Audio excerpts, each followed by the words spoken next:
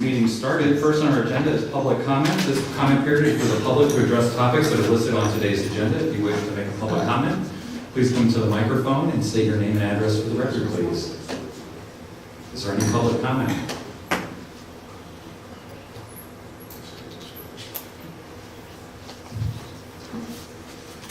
Good morning. I'll be the guinea pig.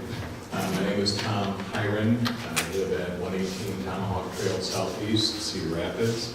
I've been a resident of Cedar Rapids since 1999, and I appreciate the opportunity to come and address the council and the public as well. I've written a couple of letters to the editor over the years to the Gazette about the compensation of the supervisors for Linn County. And part of the reason that I wrote those letters to the editor was in part visiting Phoenix, Arizona, of all places, and reading an article in the paper there about their supervisors and how much they're compensated, along with their sheriff. And as you're probably aware, Phoenix is quite a bit larger than Cedar Rapids, both in population and in size, geographically. Their supervisors were paid approximately 2/3 of what our current supervisors are paid, and their sheriff was paid substantially less than what our current sheriff is paid. So looking at that a little bit further, I wanted to look at how the supervisors of Linn County are compensated compared to other counties in the state of Iowa. And if you look at the top 5 counties in the state of Iowa by population, Polk County, which includes Des Moines, of course, is the largest. Linn County is the second, followed by Scott, Blackhawk, and Johnson in terms of population size. You look at the compensation of the supervisors for each one of those counties, and right now, Polk County supervisors, according to a list that I could read online, are paid $107,076. Linn County supervisors, I think as of July 1st, and correct me if I'm wrong, are going to be paid $103,889. And that's followed by, in terms of Johnson County, they're paid $59,254, and then followed by Scott and Blackhawk. I won't tell you the numbers there. If you calculate the salary based on population, as it stands right now, and that's taking everything into account, I don't know how else you could figure out what would be comparable salaries or comparable pay per person. Right now, Linn County's supervisors are roughly paid twice as much per person as those in Polk, Scott, and Blackhawk counties. And so I think that it's important when you look at what the Iowa Code says, and particularly the Compensation Board. The Compensation Board is charged with overseeing the pay for county supervisors. The Compensation Board, of course, is made up of members, 2 of whom are appointed by the supervisors, and the rest, at least, are other county officials.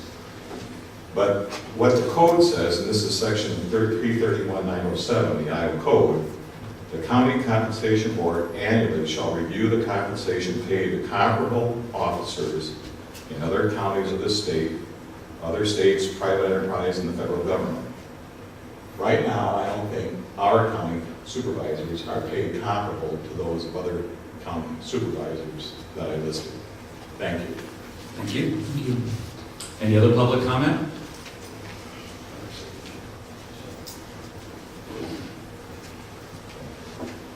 Good morning. Good morning. I'm Dave Mahachek, 4276 North Albernette Road, Albernette. I'd just like to say I thought our first speaker did a very good job of encapsulating what this is mostly about. Myself and a group of people, many of them that are here with me this morning, were instrumental in taking this board to 5, from 3 to 5, and then following that we went 5 by districts. So we got all those issues passed. And at the time we were advocating, and we felt it, and agreeing with the previous speaker, this is a part-time position. We have been very disappointed what has happened to the salary. I'm very disappointed that we have a group that has circulated a petition and is trying to go back to where we were. I appreciate the fact that they're looking at the money end of it, but that wasn't what it was all about when we did this. It was about representation.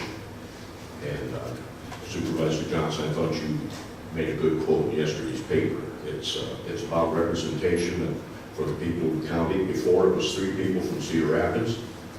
And I'll be quite candid with you. When we went into this, I thought someday probably somebody from Cedar Rapids will try and wrest control back to the city of Cedar Rapids and do this. I never in my wildest dreams figured it would be anybody from the county that would initiate a petition to go back to 3, because we will lose our representation. The representation and the salary, that's what it was all about. And I think going back to 3, and as far as putting it on the ballot, I guess you probably don't have any choice if they have the numbers. But it's disheartening to those of us that work so hard to get representation for the people of Linn County that we see that we're going in the wrong direction. Thank you. Thank you. Thank you. Thank you. Any other public comment?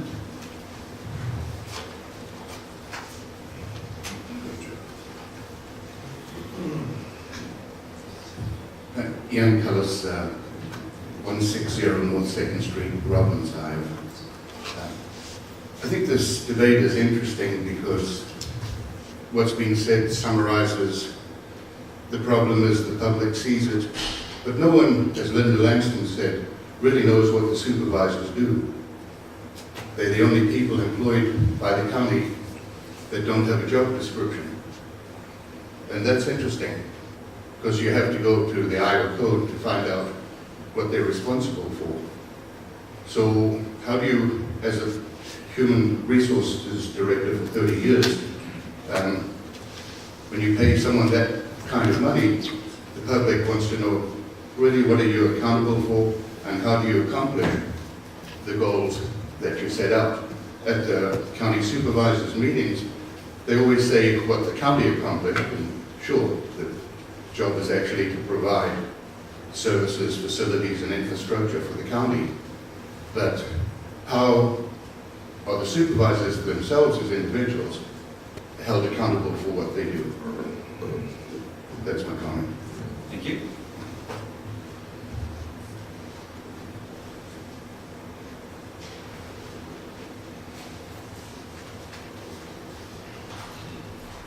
Deep Ripple regards Central City. We had a meeting with Mr. Mahachek and the other people before we initiated this petition drive, and we respect what you did, and at the time, most of us had voted for that, but since it wasn't carried through the way that it was represented, it caused an issue. So that being said, it was nothing they did. My other question is, on August 10th last year, we came before you and asked you to put this on the ballot, and you said you wanted to see the signatures. Well, as you know, we have the signatures, but why has it changed? You haven't even seen them yet. Why are you worried about it until we present them? Nothing much has changed other than Linn is gone and Amy's here and Fred Olson's now a Democrat. Other than that, everything's still the same, so what has changed that you want to do it before we give you, the 10,000 plus signatures we collected?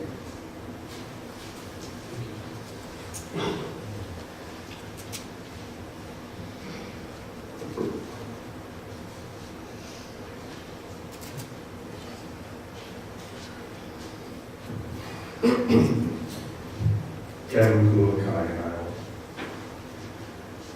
Been an interesting year. Looks like we've all learned a lot.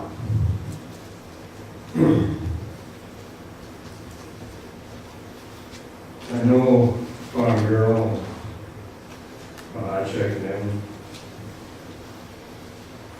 have their own ideas on representation. And what they thought was going to happen with pay, that's what everybody thought, that's what everybody voted for from the people that heard from getting signatures. And that's what the people voted for, but it isn't what the people got.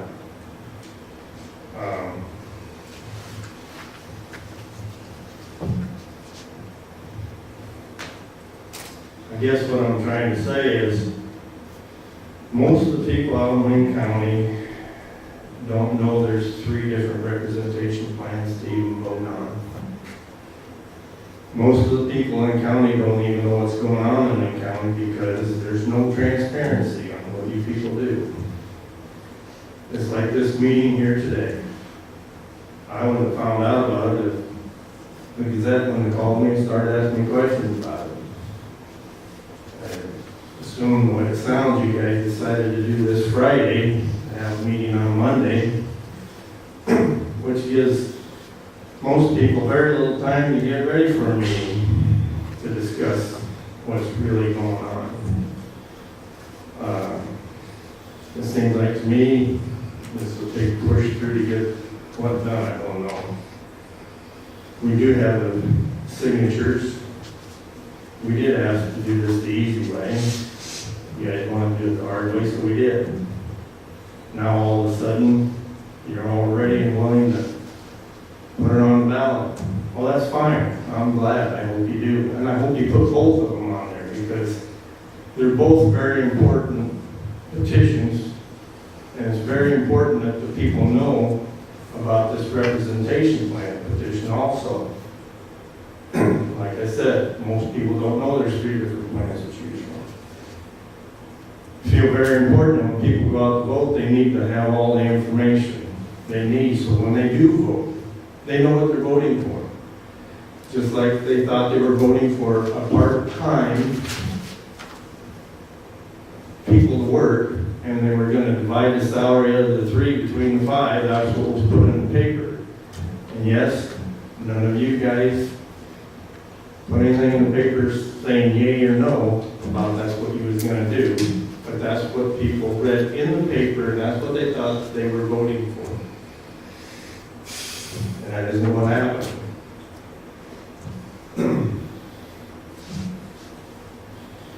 And as far as going from 3 to 5, we went to 5. All you have to do is look and see where we're at today, since should answer a lot of questions right there. Thank you. Thank you, Mr. Coop. Any other public comment? Any other? Okay. We will now move on to the approval of minutes. Which set do we have, Becky? July 6th. I seek a motion and a second to approve. Second. Any further discussion? All those in favor signify by saying aye. Aye. Opposed, same sign. The motion unanimously carries. Now we move on to the discuss and decide on resolution pursuant to code, Iowa Code Section 331.204, ballot initiative regarding county governance. Supervisor Olson. Sure. I have a resolution that I wanted to put on today's agenda. And the resolution reads, whereas pursuant to Section 331.204 Code of Iowa, the Board of Supervisors may, by resolution, submit to the registered voters of the county at a general election a proposition to reduce the number of Linn County supervisors from 5 to 3. And whereas the Board of Supervisors believe that the registered voters of Linn County deserve an open, transparent, and honest discussion regarding the degree of representation they desire on the Board of Supervisors. And whereas the Board of Supervisors believe that the registered voters of Linn County wish to be heard on the issue of whether to reduce the Board of Supervisors from 5 to 3, now therefore be it resolved by the Board of Supervisors, Linn County, who in this date met in lawful session with the question of whether to reduce the Linn County Board of Supervisors from 5 to 3 members shall be submitted to the registered voters of the county in the next general election. Signature. I would submit this to Gary. We'll put this up on the screen.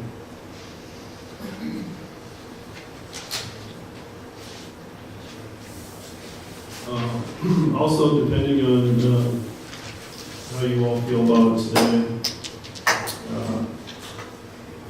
I have a packet of information for people in the media if you approve this today. There isn't much more to be said on it. You heard from Mr. Mahachak. You heard from Mr. Kula.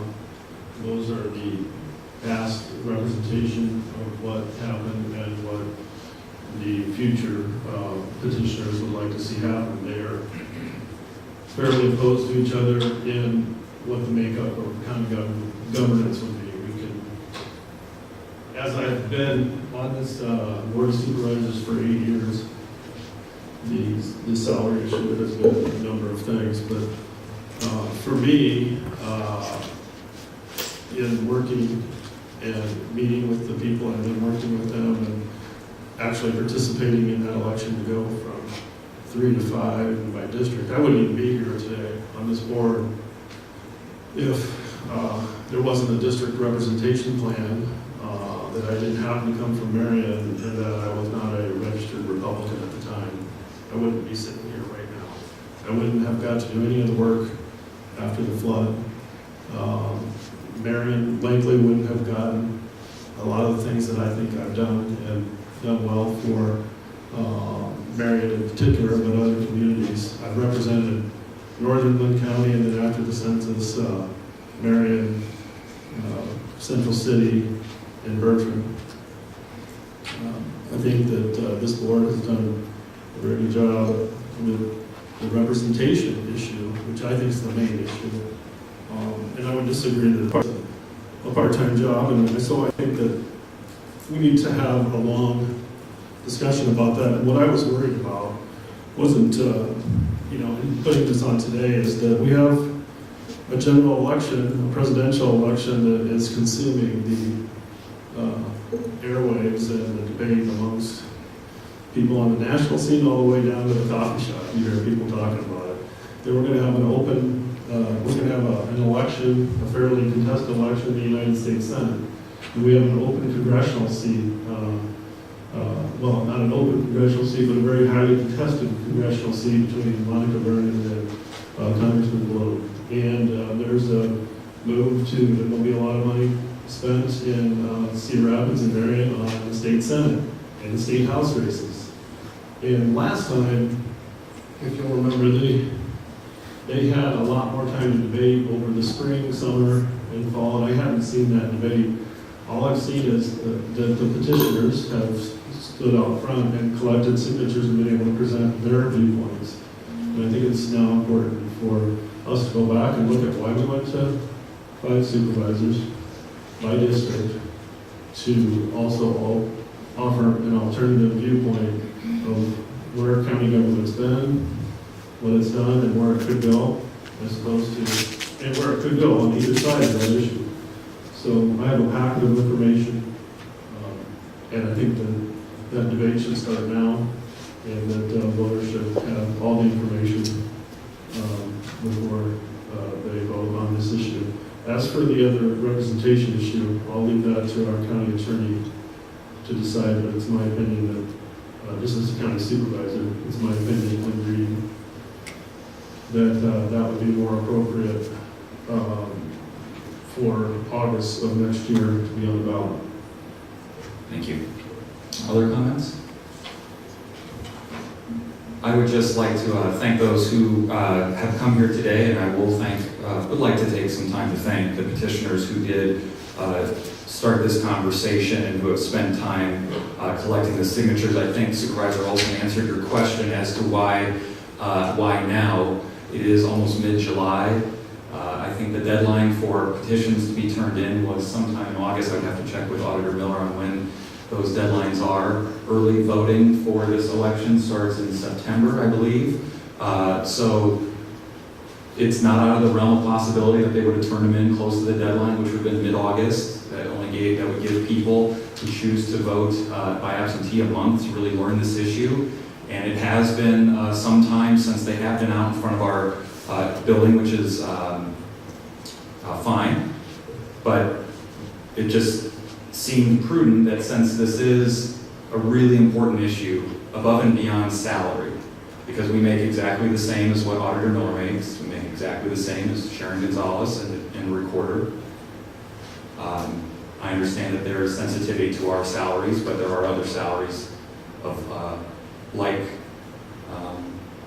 other officials. So we want to put this on the ballot so that the community has a discussion, so that they have ample time, and that it's not left for a month for people to start voting.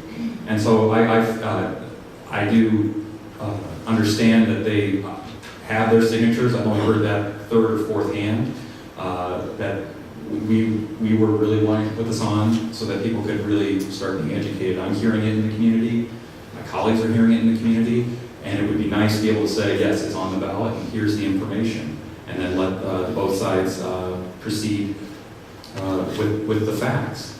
I don't know the legality of putting on, or I don't know the process of putting on a representation plan. It does seem appropriate that if something did pass, then obviously a special election for a plan would make more sense than lumping it together with a vote that may not pass. So I think then the public will have a lot greater opportunity to understand if this does pass and what the plan is to be. And I'll get with the county attorney, but the code specifically talks about it being a special election for the representation plan, not a general election. So I don't think we're allowed to put it on the ballot for a November general election. Okay. And then the other thing I would just say, I do appreciate when Mr. Kula and the other petitioners come to us with things that they've researched. I and Supervisor Olson and Supervisor Harris and Supervisor Johnson were not on the board when the petition drive was successful to have this go to a 5-member board. We started in January of 2009. I would ask Mr. Kula, who likes to do research, to have Auditor Miller maybe pull up what the ballot language was, what exactly the voters voted on in this community. I don't believe anywhere in the language it said going from 3 to 5 part-time members. So I think that was, I don't want to call it a rumor, but there was sort of a misnomer that this was going to be a part-time, these are going to be 5 part-time positions. So whatever language was on the ballot is what the voters voted on, regardless of what the sentiment was in the community. So I would like to dispel that, but I would allow the facts to be presented that this was a move for 5 supervisors. I don't know if it had in there any full-time or not. And to the first speaker's point, thank you for doing that research regarding Phoenix and others. I know that in looking at this issue at the compensation board, it was brought up that Jones County, which the petitioners like to compare us to, has 10 times less our population. Their budget is 10 times smaller, but their compensation is 1/3 of ours. So it does help to put other counties in perspective on their size, and it's also worthwhile to perhaps also look at their levy rates, what you pay in taxes.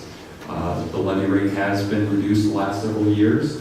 We are have one of the smaller levy rates of the major urban counties, and we also are one of the few that have a AAA bond rating.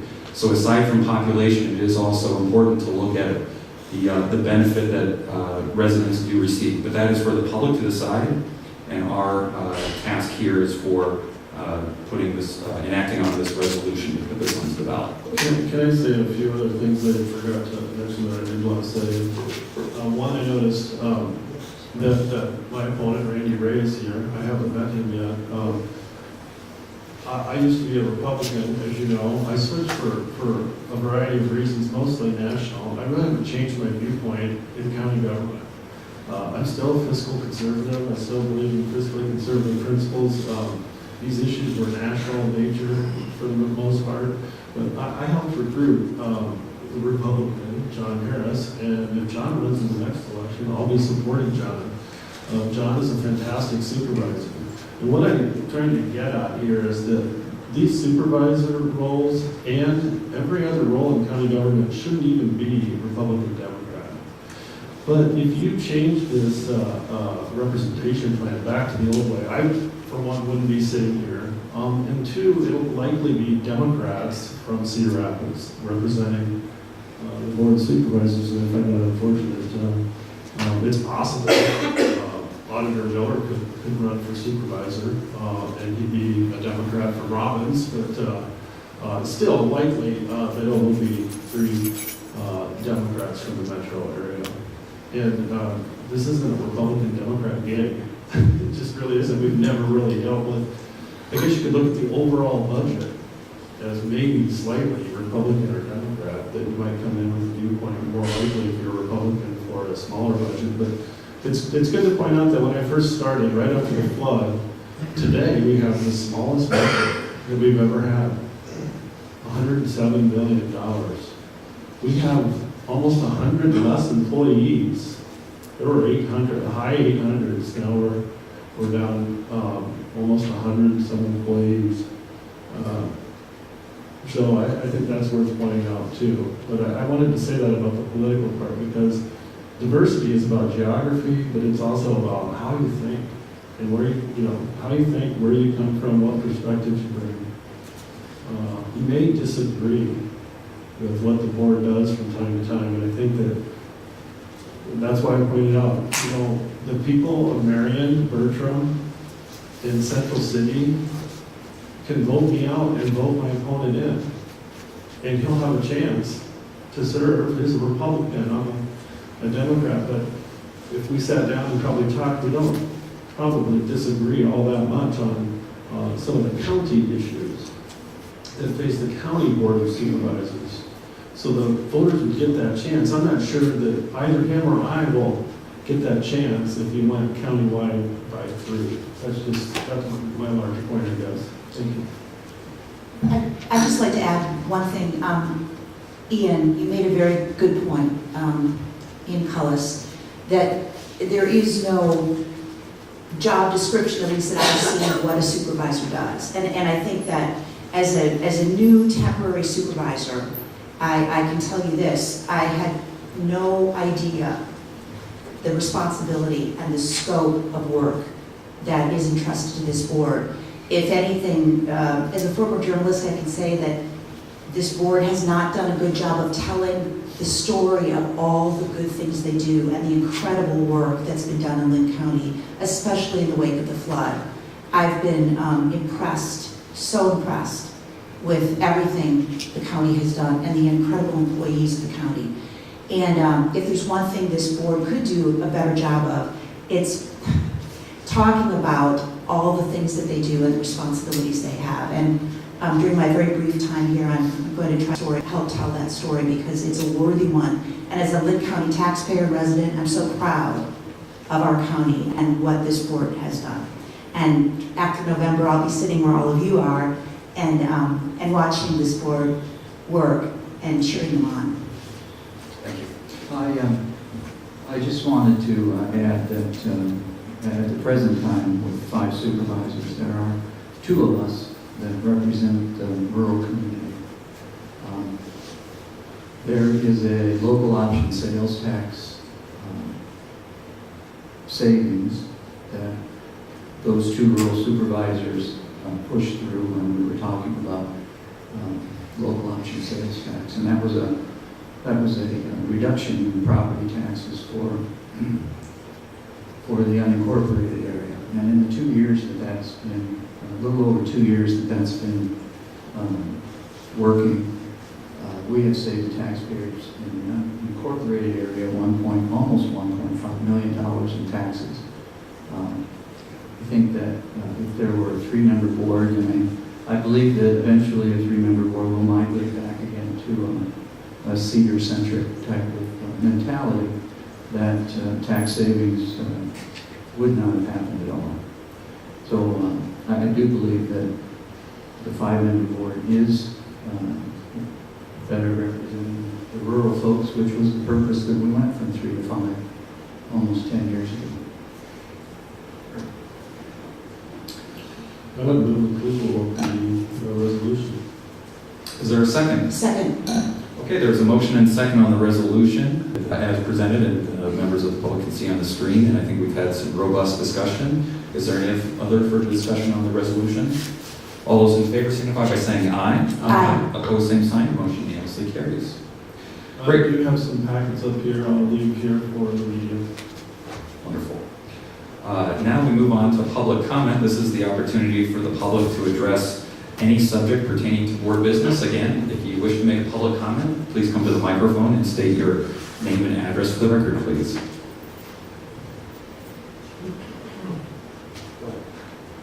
Morning, Mr. Cash.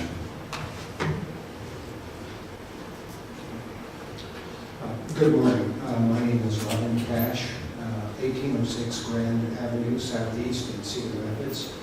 I come to you today as a follow-up to an email that I sent you late last week regarding the implementation of public banking in Linn County.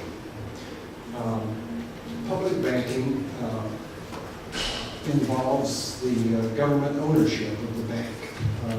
The outstanding example of this is the Bank of North Dakota, which has been in operation since 1919.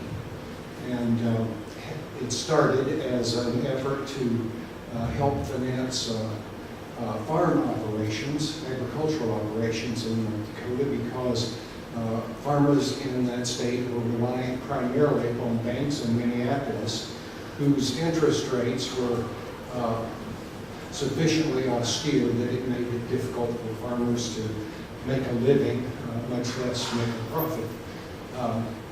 Other communities have studied this, and at least the city of Philadelphia has recently adopted as their means of helping to finance their government a public bank for that city. I believe the state of Arizona, which, as I recall, is definitely a red state, has embraced public banking as well.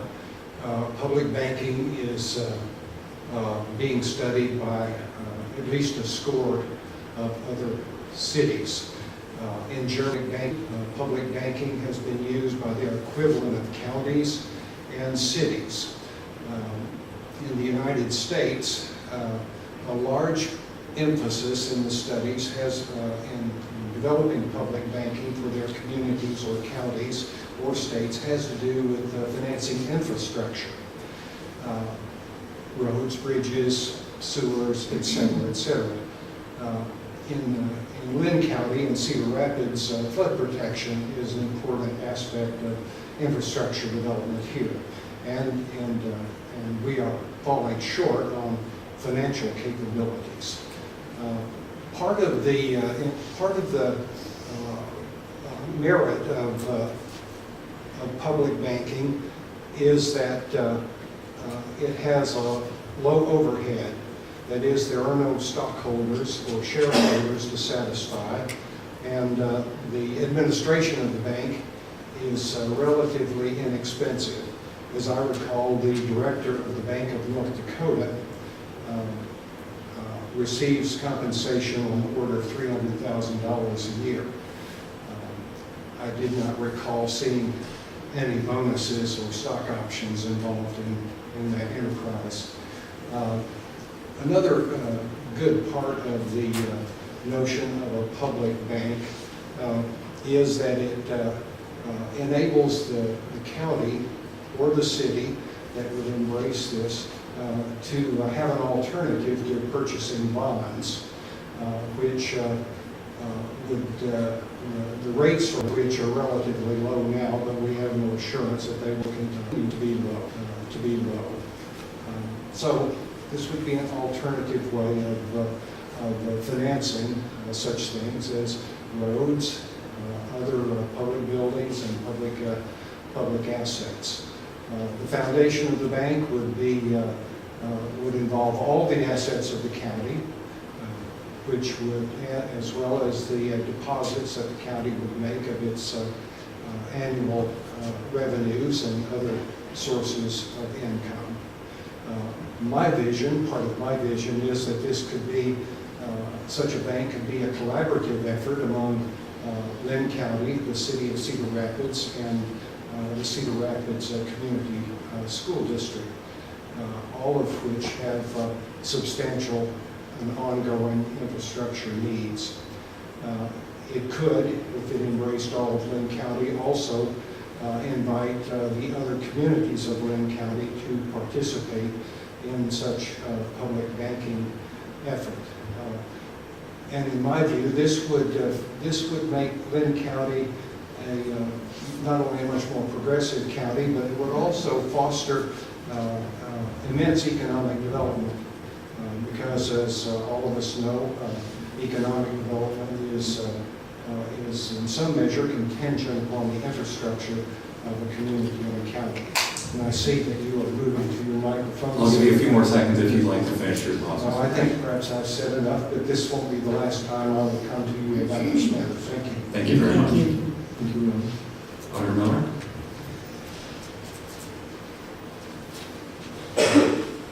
Auditor Miller speaking as the auditor. Supervisor Wilson, you were fond of telling people that at one time we used to get along. And one of those times we got along was after a compensation board meeting a few years ago. And you were either chair or you got up and spoke. And the compensation board asked you if your job as a supervisor was a full-time job. And you answered yes. And I talked with you after the meeting about that. I said, really? Full-time job? He said, well, they never asked me if I was working full-time. That is not, that's not true. No, that is true. That is not true. Anyway, we'll move on. Well, that's not true. It is true. We can go back and forth for my 5 minutes, but it's true. That's what you said to me. Now, you talk about the misconception, Supervisor Rogers, of the initial petitioners for the 5 of you to be working with for the pay of the 3. And somehow you found it within your abilities to reduce your pay down to 80%. So you did reduce it down to 80% for a number of years. And then Supervisor Harris, you came to the compensation board and again said, it's a full-time job, we should get full-time pay, and it was changed again. So why did you go to 80%? Was it politically expedient? Politically convenient? You wanted to stop the uproar? Well, you did stop the uproar. And then you restarted it again when you went to 100%. So that's a fact. You did go to 80%. And you did it for a number of years for whatever reasons you had at that time. As for the budget being less than it was, and saying that we have 100 less employees, was that really your initiative to reduce the employees by 100? Or was it the consolidation of human services into the regions? I think you need to explain that 80%. I think you need to explain why we have 100 less employees. It wasn't because you thought that we had 100 less employees that we needed to do something. I think those were decreased partly because of options and laws that forced your hand to reduce the number of employees. So I think let's get all the facts out, not just a few convenient facts. And let's talk about it. I think the real issue, though, is why did this happen to begin with? Before I go, let me just correct something on the representation plan. My view, and I'm not a lawyer, of election law and county government, chapter 331, is that you, by resolution, just as you've done here today, you can change the representation plan on Wednesday of this week to go to a plan 1 or a plan 2 versus a plan 3 that you're on. One of the issues I think people dislike is they can't vote on all of them. They can't vote at all. I don't mind there being people elected, nominated by district, but people do want to vote at large on all of you because you are making decisions that affect all of them. So I believe, under my reading of the code, you can change that tomorrow. You don't have to wait till next year. You don't even have to wait till a ballot issue. You can do it yourselves, just like you did today. So I would urge you to review the law. That's within your power right now. And that would basically address one of the issues. Continue to be nominated by your districts, but let everybody vote on you. Where I was going before I interrupted myself was, I think this is about the incumbents in office. And as you said, Supervisor Johnson, maybe you just haven't explained things the way that they need to be explained as to, what the board does. And I think it is questionable. I mean, many days I leave here at 5 o'clock, I walk out, I don't see any supervisor vehicles out there. Sometimes I do. Maybe you're here really early, you leave early. I don't know. But I think there's a disconnect between what is going on, what people see. And I think that think that this is really about the incumbents. Alderman Miller, I'll give you a few more seconds if you'd like to finish your thought. Your 5 minutes is up. So I think if you were doing what you really need to be doing and taking care of the voters the way that the voters think you need to be taken care of, you need to be taken care of, then I don't think any of these positions would have arrived. I don't think the voters pick out people who are doing good jobs. I think they retain them.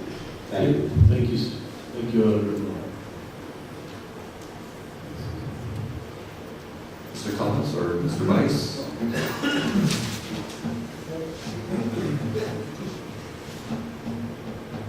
I'm Richard Bice from 2980 First Avenue in Marion, Iowa. I spent all my life in industry. When the first thing we do is we tell people what we expect them to do. We have a compensation scale for their performance. And if they don't perform according to what we expect, they don't stay. And I think it's ludicrous for us to have anybody working for us that first of all justifies what they are doing by trying to say that the time is occupied. When we have department heads of all the departments in Cedar Rapids that are on the front line doing the day-to-day work and getting the job done for us, and the same thing's true in Marion, why should we as taxpayers say that in this corporation entity, whatever we want to call it, that we're going to pay $500,000 to have people manage it? And you can look at many industries where people have greater accountability. One person has greater accountability than anybody here has that doesn't even begin to reach that kind of remuneration. And I know it's the kind of job that you can fill in with your own activity by attending meetings. Well, what does that do for the taxpayer to have you attending meetings? It gives you the opportunity to have community involvement, which means that you can take money and influence of results and effects. And I think we just need to lay down the cards with everybody. If this was your business, how much would you pay to get the management to do this? Well, with the department heads that I have met, who are outstanding people, I'd hate to think that I'd have to have 5 executives getting over $100,000 to make the show go. There's something wrong. Either I've got the wrong people in the departments, or I've got the wrong people managing. So all we as taxpayers are asking is, hey, you don't give yourself a raise when the economy's down. You don't give yourself a raise because you have no other defense. I believe personally that you yourselves, if you were to look at the reality of where we're at, and you step out of this job and go out into the private world, you will find out very fast how you should be evaluated and how you ought to be compensated. Thank you. Thank you, Mr. Vice. Mr. Collins?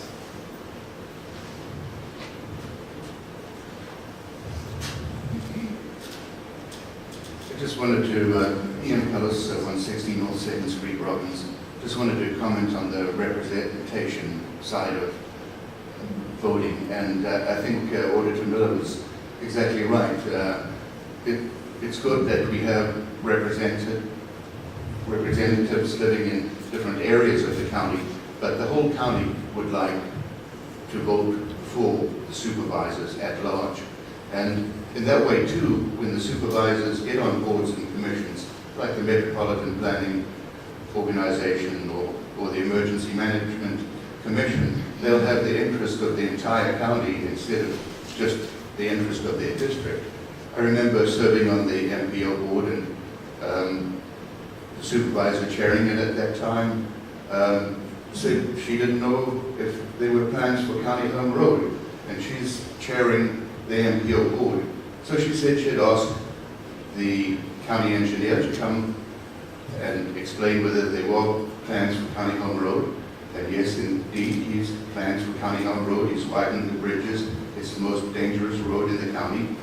And still at that meeting, the two supervisors on that board voted to give $1.8 million of the county's money to Cedar Rapids, where I think the supervisors' jobs is to, number one, pay attention to the county, and Cedar Rapids is just one of the cities in the county. I know it's the largest tax revenue base, but you're county supervisors. Thank you. Thank you, Mr. Collins. Kula?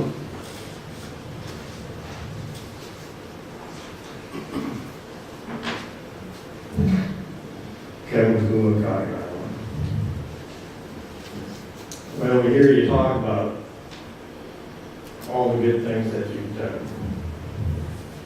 And you probably have done some good things. But does any of you has ever made a mistake?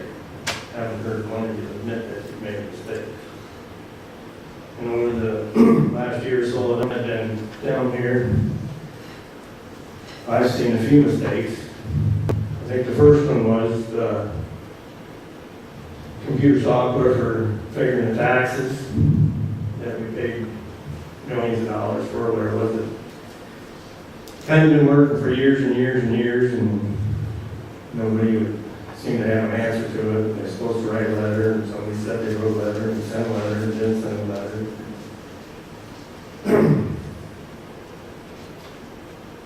Never hear of any mistakes. I mean, we all make mistakes. We'd like to hear about some of them. Maybe like the Abbey Center tearing it down, a mistake about finding the asbestos. Who was ever held accountable? Who was ever held accountable for the computer software stuff? And that's what people want to hear about. What, I never did ever hear the ending of any of these stories. Prospect Metals. People I talk to out there wondering why you want $10 million from Cedar Rapids and $10 million from Marion and $5 million from Linn County, and then you've given the land, the profit off the farmland to them, plus they've gotten special grants for this Prospect Metals. Then you tear down the building, it's worth 5 or 6 million tax value. I had a person ask me, what if they take all that money, the 10, 5, and all the millions of dollars, and could have saved that building? We need mental health care more than we need 17 ball banks out there. They say we have all this flood land here in Cedar Rapids. Why not build ball banks down here? You have the interstate here, you have the restaurants here, you have the motels here, you have the kids here.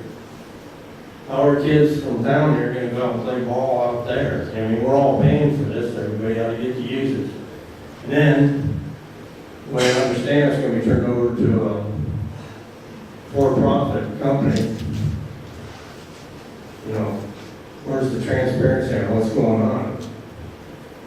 People are interested in, if you guys did make any mistakes, kind of like to hear about some of those. We all make them.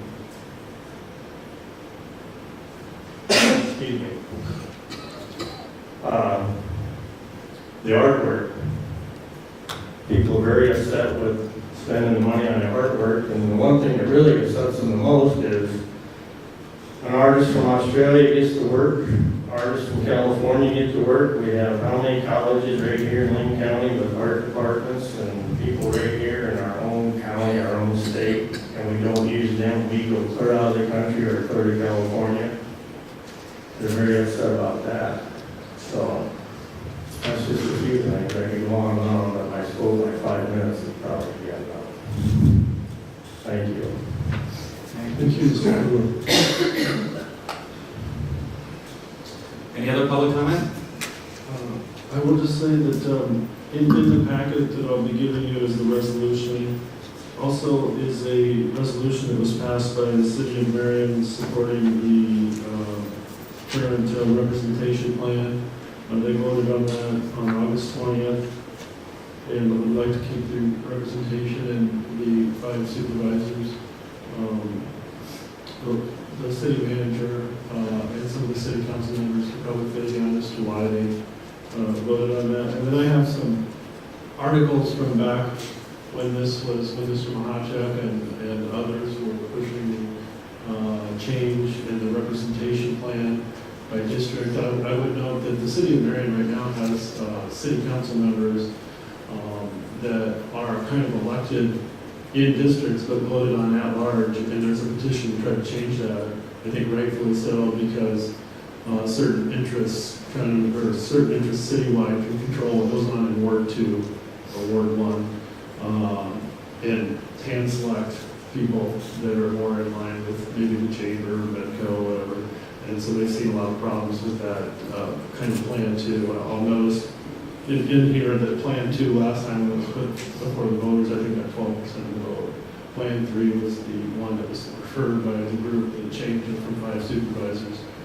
And so that Cedar Rapids wouldn't dominate, who got picked in a non-Cedar Rapids district. But that's the information contained here, and if other members of the public would like this and there are extra copies, I'd be happy to give it to them. Thank you. Anything else? Okay, we'll now move on to the approval of the payroll authorizations, which we have here in a folder. I seek a motion and a second to approve. So moved. Second? Any further discussion? All those in favor signify by saying aye. Aye. Opposed, same sign. Motion is carries. I don't believe we have claims. Okay. Correspondence? I don't have any. Do any of the other board members? Legislative? I don't believe we have any appointments. Seeing no other business, we are adjourned. Thank you, everyone. Thank you. Thank you.